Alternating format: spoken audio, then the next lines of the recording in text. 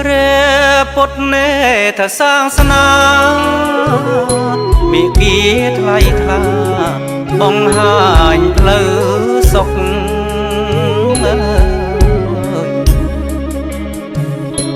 ធ្វើល្អជាស្ពានឆ្លងទៅខាងមុខសាសនាតថាគតបានបង្ហាញផ្លូវធ្វើល្អជាស្ពានឆ្លងទៅខាងមុខសាសនាតថាគតបានបង្ហាញផ្លូវជាមនុស្សលោកផ្លូវល្អកកដើរលើផ្លូវត្រូវ